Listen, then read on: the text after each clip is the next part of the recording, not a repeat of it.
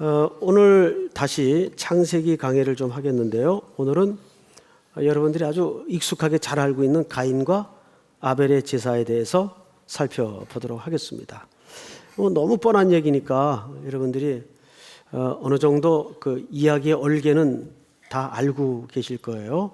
그러나 오늘 이 시간에 나에게 주시는 말씀이 또 다를 수 있으니까 처음 듣는 마음으로, 새로운 마음으로 성령께 의지해서 오늘 말씀으로 인도되었으면 참 좋겠습니다. 1절을 좀 보십시다. 1절. 아담이 그의 아내 하와와 동침하매. 우리말 번역이 참 잘 된 것 같아요. 히브리 말에는 야다라는 표현을 썼는데, 야다라는 말은 알다 그 뜻이 알다. 근데 우리말에는 조금 더 리얼하게, 자세하게, 실질적으로 번역이 잘 된 것 같습니다. 동침해서 그 다음에 하와가 임신을 하게 되죠. 임신을 하게 돼요. 그리고 누굴 낳습니까? 가인을 낳고, 이렇게 돼 있어요. 자, 이제 우리가 이렇게 인류의 원 역사인 창세기를 읽을 때 한 가지 유념해서 읽어야 될 게 뭐냐 하면, 성경에 등장하는 인물은 역사의 순서대로 기술한 전부가 아닙니다. 이것은 하나님이 구속사를 설명하기 위해서 선택된 인물이 등장하는 거지, 그러니까 아담서부터 시간별로 다 순서대로 역사순으로 등장하는 게 아니에요. 그러니까 이제 이 이후에도 우리가 살펴보다 보면 가인이 그런 걱정을 하죠. 누가 나를 죽이려 하면 어떻게 하겠습니까? 그러니까 이 사이에는 생략된 역사가 많다는 겁니다. 자, 그런 차원에서 이해를 좀 하시면 될 것 같아요. 자, 어쨌든 성경에 아담과 하와는 서로 관계를 가지고 누구를 낳게 됩니까? 가인을 낳게 돼요. 가인. 자, 근데 가인이라는 뜻이 뭐냐 하면 소유라는 뜻이에요. 소유. 그런데 이제 이 가인을 낳으면서 하와가 마음에 이런 생각을 했던 것 같습니다. 성경을 볼까요? 가인을 낳고 이르되 하와의 생각이에요. 하와가 임신하여 가인을 낳고 이르되 내가 여호와로 말미암아 등남하였다 하니라. 여러분, 이 등남이라는 말은 카나라는 단어를 썼는데 굉장히 독특한 단어예요. 이건 창조할 때만 사용되는 단어입니다. 카나. 창조할 때만 쓰여지는 단어예요. 그러니까 이것은 사실상 하와의 혼란이었어요. 여기 여호와로 말미암아 등남하였다라는 말은, 하와는 이 가인이 하나님이 3장에서 약속한 여자의 후손인 걸로 오해를 했어요. 그래서 여호와로 말미암아 이런 표현을 씁니다. 여호와로 말미암아 가인을 등남하였다 해서 가인이 여인의 후손인 줄 알았어요. 그리고 이제 가인은 성장하면서 부모의 슬하에서 자라겠죠. 그리고 이제 두 번째 아들이 등장을 합니다. 성경상. 자, 아우가 등장을 하는데, 그가 또 가인의 아우 누굴 낳았죠? 아벨을 낳았는데, 여러분, 이 아벨이라는 말이 아주 재밌어요. 아벨이라는 말은 무슨 뜻인가 하면 티끌, 먼지, 이걸 집어가면 이런 의미가 됩니다. 공허하다, 허무하다. 아니, 웬 부모가 아들을 이름하여 그렇게 짓습니까? 아들을 낳아놓고는 뭐라 그랬다고요? 허무하다, 공허하다. 그러면 여기에는 필연적으로 사연이 있었을 거예요. 이 가인의 아우라고 명칭했죠. 낳았는데 그 아들을 보고 허무하다 또는 공허하다 이렇게 이름할 때는 부모의 입장에서 뭔가 곡절이 있었을 거예요. 그럼 그 곡절은 과연 무슨 곡절이면 누구와 연결지어 생각할 수밖에 없을까요? 가인입니다. 가인이 이 땅에 태어나서 부모의 슬하에서 점점 자라고 성장을 하는데, 하와의 이해처럼 그렇게 자라지지를 않는 거예요. 자꾸 성장할수록 고개가 갸우뚱해지는 겁니다. 이게 아닌데, 응? 제가 왜 저러지? 한참 시간이 지난 거예요. 그리고 그 가인에게서 깊은 절망을 보죠. 부모는 부모와 자식의 입장에서 떠나서 한 인간과 인간의 차원에서도 깊은 좌절을 경험하는 겁니다. 그리고 아우를 덜커덕 낳았어요. 그 아우를 가리켜서 뭐라 그랬다고요? 인간은 별 수 없어. 먼지 같은 거야. 티끌 같은 존재야. 인생은 허무한 거야. 낳은 가인의 아우를 향하여 그렇게 이름을 명명합니다. 자, 그리고 이제 이 이야기가 마지막 결론에 어떻게 맺어지는가는 조금 유보해 두고 이제 두 사람이 은사와 취향에 따라서 직업을 갖게 돼요. 한 사람은 농사꾼입니다. 한 사람은 양을 치는 자로 생활을 하게 돼요. 자, 볼까요? 2절. 그가 또 가인의 아우 아벨을 낳았는데 아벨은 양 치는 자였고 가인은 농사하는 자였더라. 여기까지는 별 문제가 없어요. 물론 일부 무리한 해석하는 분들 가운데는 가인은 피를 흘려서 양을 잡아 제사를 드렸기 때문에 그 제사는 받아들여졌고 가인은 피 없는 제사를 드렸기 때문에 곡물만 드렸기 때문에 거절되었다. 자, 그러면 피 있는 제사를 드렸다는 것까지는 우리가 억지로 이해를 해도 자, 이해를 한다고 합시다. 일단 곡물을 드린 제사에 대해서 우리가 좀 시시비비를 정확히 가려보자고요. 곡물 드린 게 죄입니까?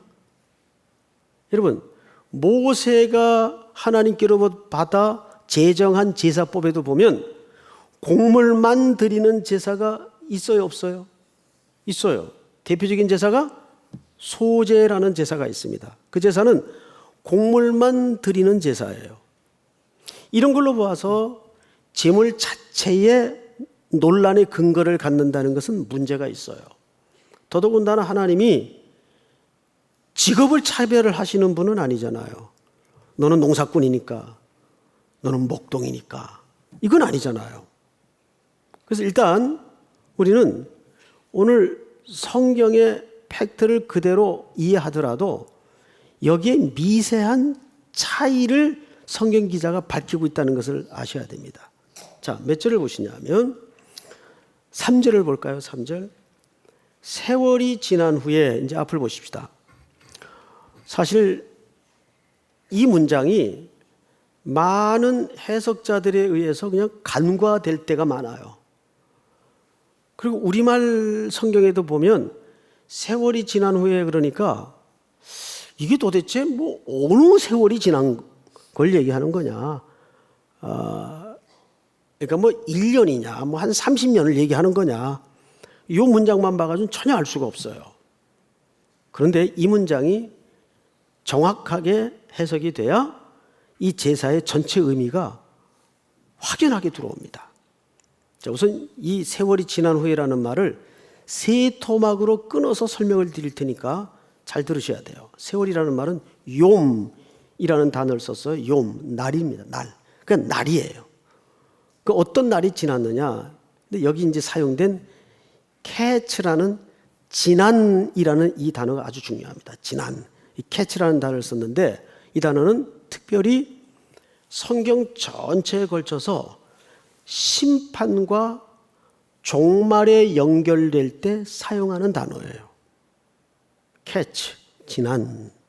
자, 그러면 아주 엄중한 진리 하나가 우리 속에 새롭게 들어와야 됩니다. 뭐냐면 이게 지금 예배를 설명하기 위해서 표현된 앞에 수식어예요. 세월이 지난 후에, 세월은 날, 그 어떤 날이 종말을 향해, 심판을 향해, 끝을 향해 맞대어 있다고요.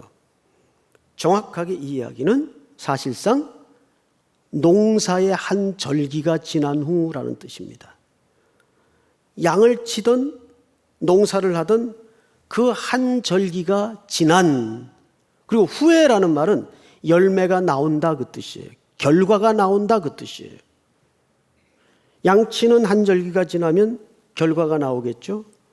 농사를 짓는 한 절기가 지나면 결과가 나오겠죠.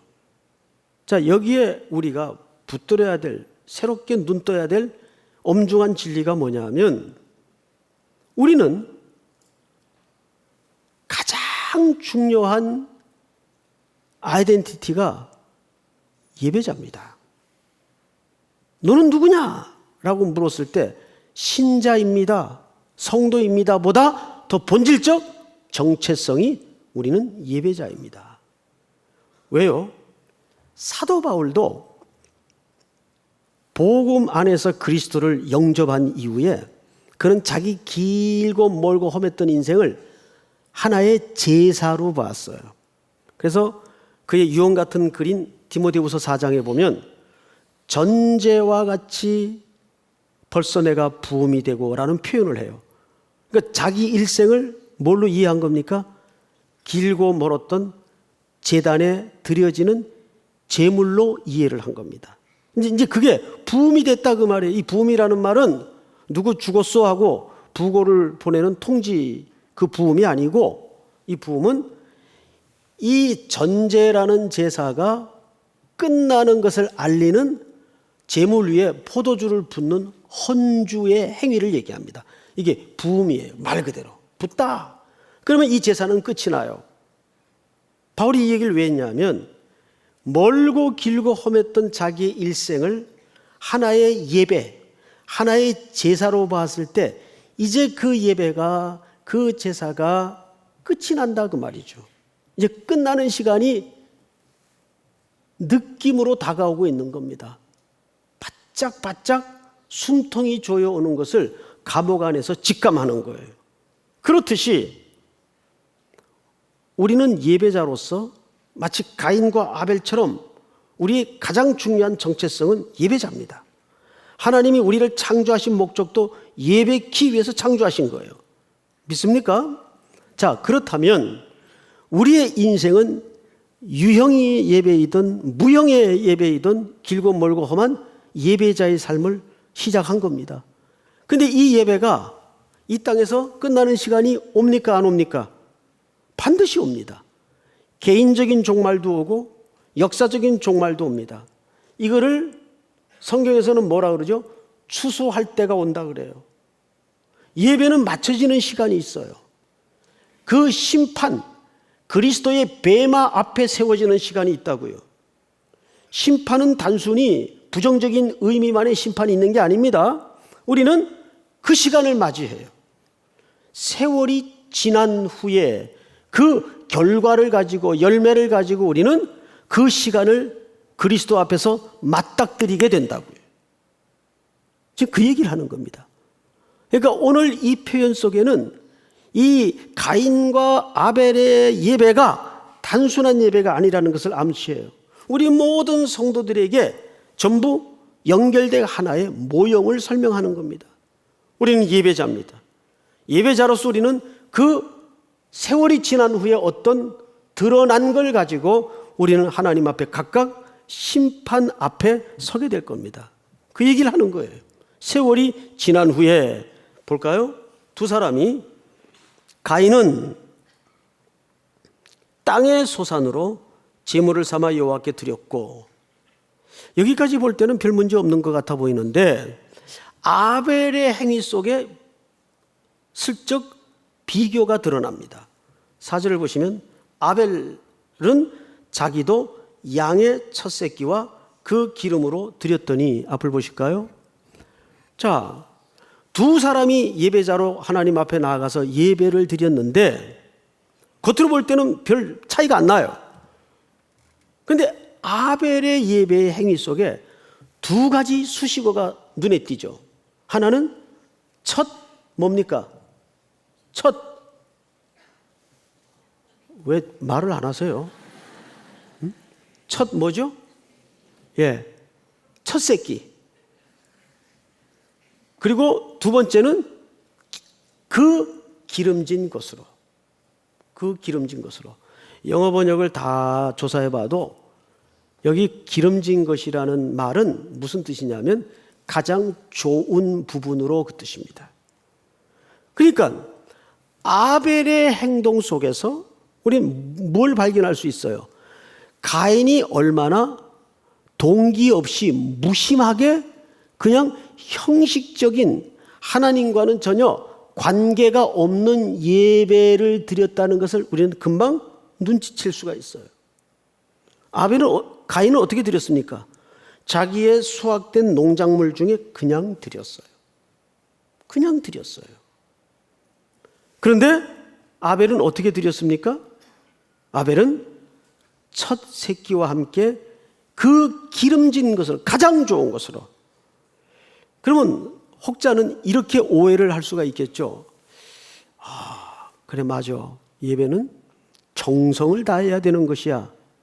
뭐 그 말도 그렇게 썩 틀린 말은 아닌데, 오늘 이 본문이 의도하고자 하는 말은 더더욱 아니에요. 예배가 치성 싸움이고 정성 싸움이라는 심각해지죠. 어디 성경에 정성으로 예배를 드리면 구원을 받는다는 설명과 교훈이 있을까요? 그런 설명은 없어요. 과연 그러면 이 말이 뭘까요? 뭘 얘기하는 걸까요?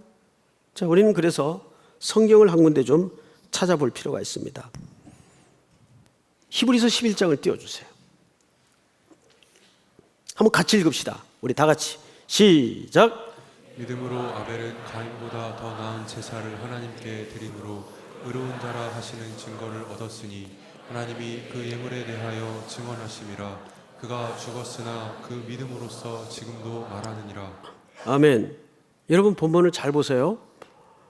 결론은 아벨은 그 제사가 받아들여졌고 가인은 거절되었습니다. 이유가 뭘까? 하나님의 평가를 보면 가장 정확하겠죠. 후대에 히브리 기자가 이런 얘기를 합니다.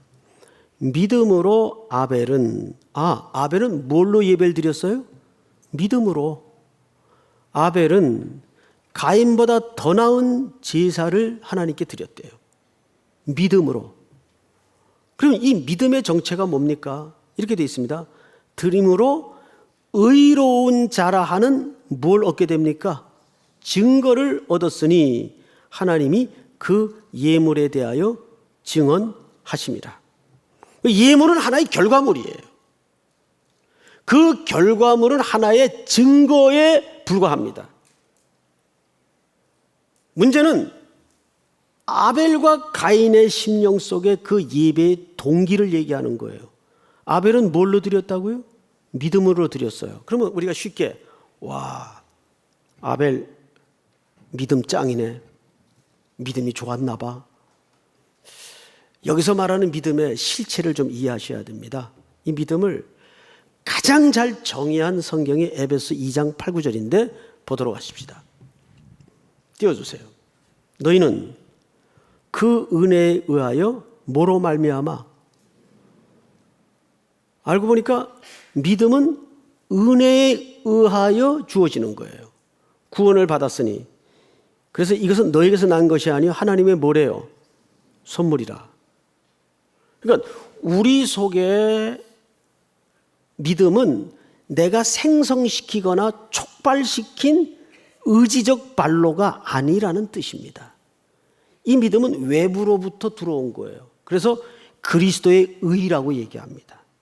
그리스도의 믿음이라고 얘기합니다. 그래서 선물 또는 은혜라고 설명하는 거예요. 왜? 구절을 볼까요? 다 같이 한번 읽겠습니다. 시작. 행위에서 난 것이 아니니 이는 누구든지 자랑하지 못하게 함이라. 네.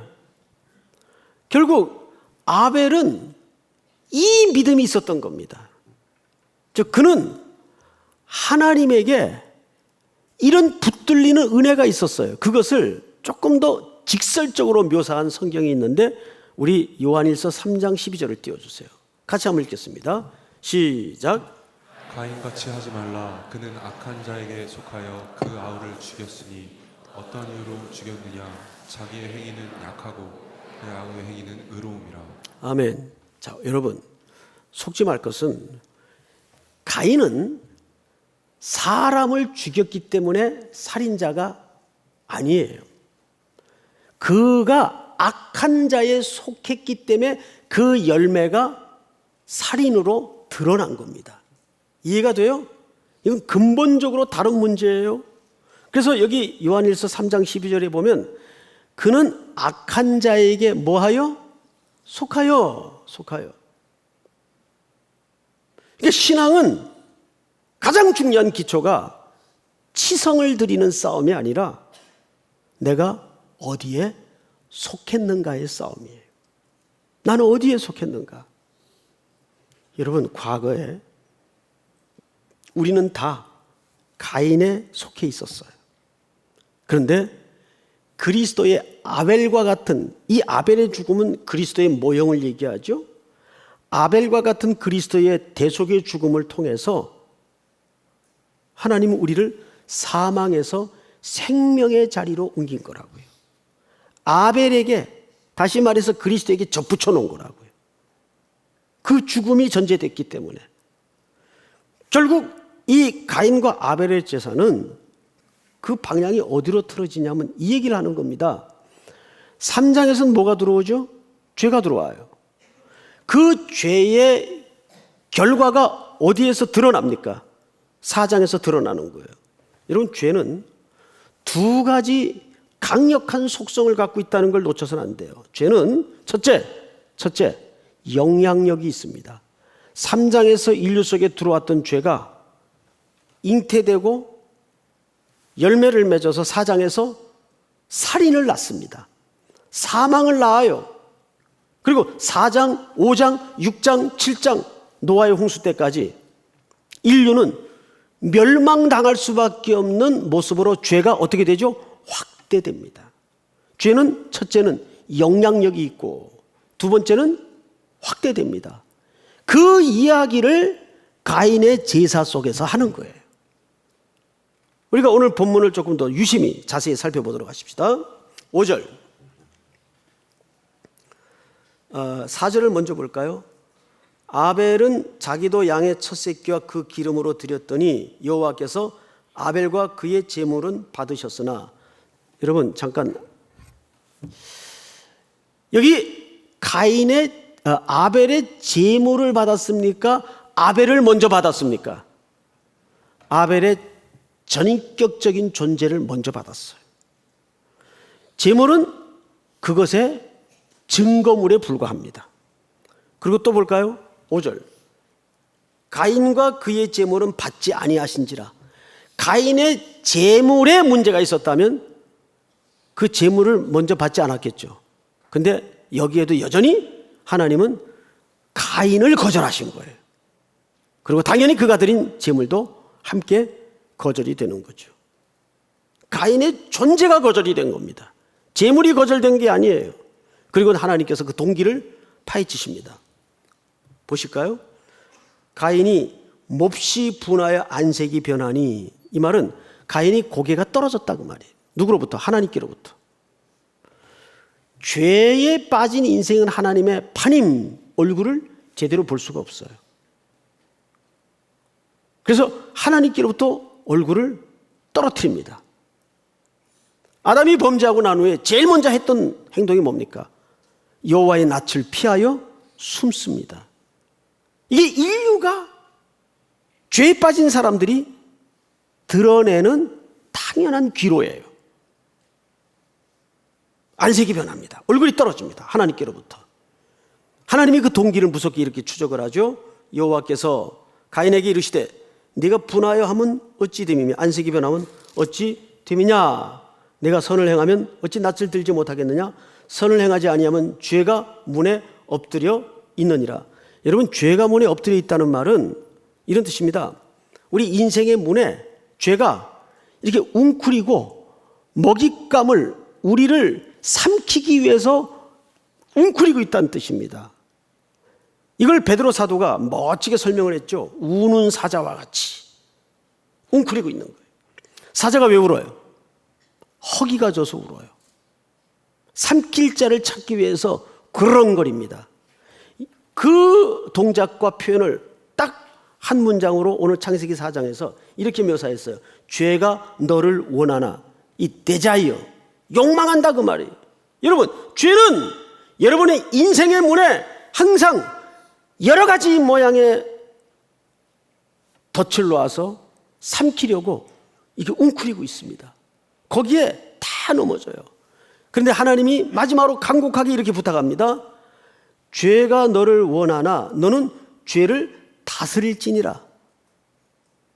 근데 인류는 죄를 다스렸어요? 못 다스렸어요? 지배당하고 못 다스립니다. 인류에겐 그럴 능력이 없는 거예요.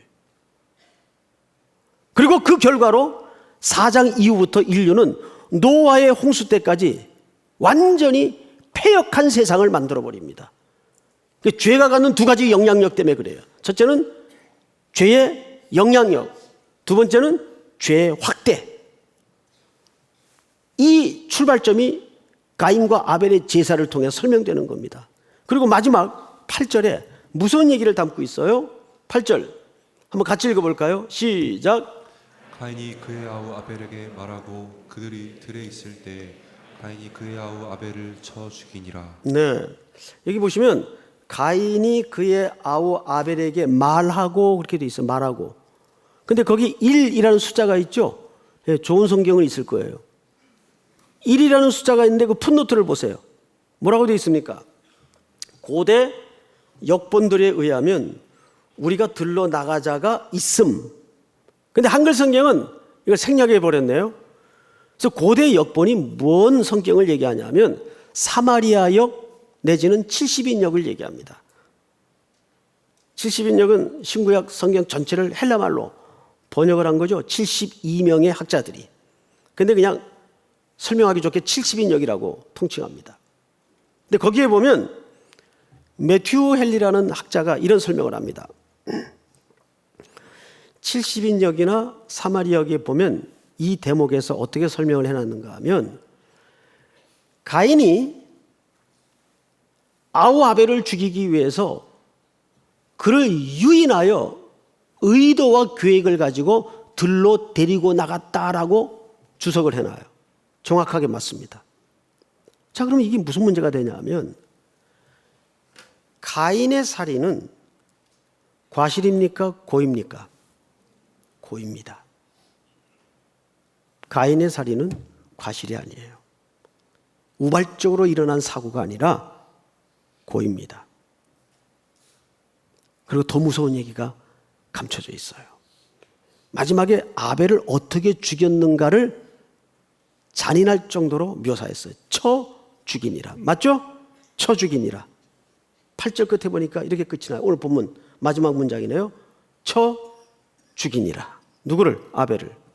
근데 이 문법이 놀랍게도 미완료형으로 돼 있어요. 여러분, 미완료형이라는 것은 문법을 잘 아시는 분들은 아시겠지만 항상 무슨 시제를 내포하고 있는 겁니까? 현재의 시제를 내포하고 있는 거예요. 미완료형의 개념은.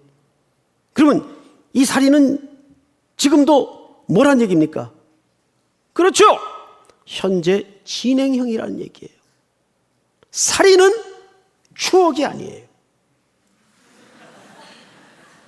살인은 지금도 사망의 냄새를 뿜어내면서 진행형이에요. 쳐 죽이니라. 미래 완료형으로 돼 있어요. 미래형으로. 여러분, 오늘 우리는 이 이야기를 통해서 어떤 메시지를 붙잡아야 될까요? 결국 우리는 어떻게 아벨의 자리에 아벨의 예배를 드릴 수 있었을까요? 그리스도의 중보적 죽음을 통해서 그 속에 우리를 주님께서 속하게 했기 때문입니다. 원래 우리는 어느 자리에 있었어요? 가인의 자리에 있었어요. 사망의 냄새를 풍겨내는 의도와 본성을 가진 가인의 자리에 우리가 있었어요. 어느 분을 만났는데 연세가 좀 지긋한 분이에요. 이분이 오랜 동안 신앙생활을 하셨어요. 이번에 이제 명절이 돼서 별일이 있었습니다. 잘 계셨습니까? 교회 잘 나가시죠? 잘 나간대요. 근데 말 끝에 교회를 옮겼대요. 아니,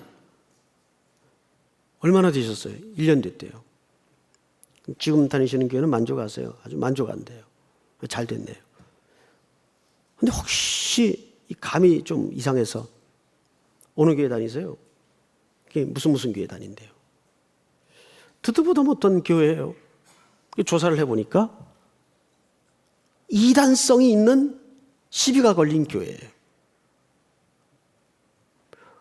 그래서 깜짝 놀래가지고 아니 왜 이런 데를 다니시냐고 그랬더니 두 가지를 얘기하세요. 그 교회 가면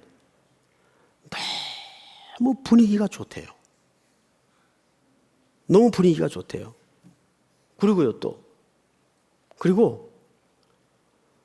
그 교회 가면 밥을 맛있게 해준대요. 아하, 이 어른이 그렇게 오랜 생활 예배당 뜰락을 밟았지만 십자가 앞에서 가인으로 자기의 존재가 들통난 적이 없구나. 말하자면 십자가에 제대로 못 박힌 적이 없구나. 여러분, 연세가 들어서 그랬을까요? 아닙니다. 그건 노인들에 대한 모독이에요. 연세 들었다고 다 그러나요? 이거는 소속의 문제요, 생명의 문제입니다. 한 번도 십자가 앞에서 내가 주님과 함께 못 박혀 죽어야 될 죄인이라는 사실 앞에 뼈저리게 들통이 난 적이 없어요. 기독교는 액세서리가 아니에요. 교양 과목이 아니에요. 영원히 죽느냐 영원히 사느냐의 생명에 관한 싸움이고 소속에 관한 싸움이에요. 그게 가인의 역사와 셋의 역사로 갈라지는 거예요. 그래서 아벨을 대신해서 누굴 주십니까? 셋을 주십니다. 이제 후에 나오는 이야기겠지만 가인은 우리와는 전혀 상관없는 존재가 아니라 우리가 그 자리에 있었어요. 그렇죠 여러분? 우리가 그 자리에 있었어요. 그러나 그리스도의 예표인 아벨의 죽음을 통해서, 그리스도의 죽음을 통해서 우리가 사망에서 생명으로 옮겨진 바가 되었다고. 그렇다면 참된 예배라는 게 뭡니까? 와서 치성을 드리고 정성을 다해야 되겠지만 예배의 본질이 아닙니다. 가장 중요한 예배의 본질은 예배 시간마다 주님 앞에 나와서 내가 다시 한번 십자가에 쾅쾅쾅 그분과 함께 못 박힘을 당하는 자리여야 합니다. 오늘도 우리를 구원해 주시고 새날을 열어주시고 살게 하신 감격. 자다가 누워 생각해도 어쩌다 내가 구원을 받은 존재가 되었는가. 택함을 입었다는 것, 은혜를 받게 되었다는 것, 그래서 예배자가 되었다는 것, 하나님의 백성이 되었다는 것은 이론적으로 논리적으로 설명할 수 있는 문제가 아닙니다. 하나의 해답은 그리스도께서 그렇게 하셨습니다. 믿으십니까?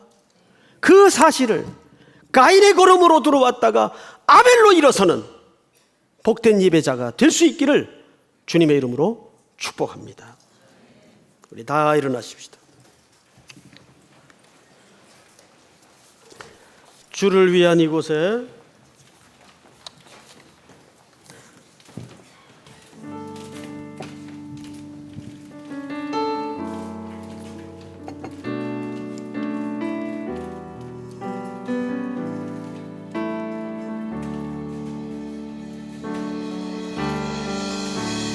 주를 위한 이곳에 예배하는 자들 중에 예배하는 자들 중에 그가 찾는이 없어 주님께서 슬퍼하시네.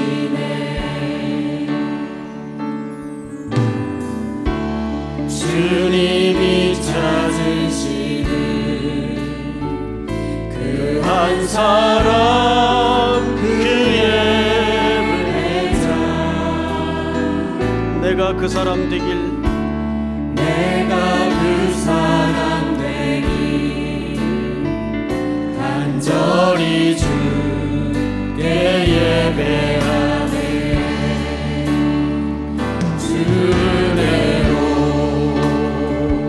이곳에 서 있는 주 임재에 엎드려 절하네 그 어느 것도 난 필요 없네 주님만 경배해 주 은혜로 이곳에 서 있는 주 임재에 엎드려 절하네 그 어느 것도 난 필요 없네 난 필요 없네 주님만 주 경배해 은혜로 이곳에 서 있네 주 은혜로 이곳에 서 있네 주 임재에 엎드려 절하네 그 어느 것도 난 필요 없네 주님만 경배해 주 은혜로 이곳에 서 있네 주 임재에 엎드려 절하네 그 어느 것도 난 필요 없네 난 필요 없네 주님만 경배해 우리 한번 서신 채로 기도합시다. 눈을 감고 오늘 주신 말씀을 기억하여 기도합니다. 우리 평생의 삶은 예배자의 삶인데 세월이 지난 후 그 끝에는 우리가 드러날 것이 있을 겁니다. 우리는 어떤 예배자로 서야 될까요? 치성을 드리고 정성을 드리는 예배자 필요하겠으나 날마다 아벨처럼 허무한 인생들을 대신하여 죽으신 그리스도의 보혈의 공로를 의지해서 오늘도 주님의 구원이 필요합니다. 그 심정이 가장 주님이 찾으시는 예배자의 모습인 줄을 믿으시기 바랍니다. 오늘 주신 말씀 붙들고 또 한 주간 그렇게 주님의 자비와 긍휼에 묶이는 예배자의 승리가 있도록 도와주시고 다가온 체육대회 한마음 되는 교제의 장이 되도록 도우시며 10월 16일 세일꾼을 통해서 우리 3.1교회 미래가 건강하게 준비되어 갈 수 있도록 인도해 주시옵소서. 주여 부른다며 기도합니다. 주여!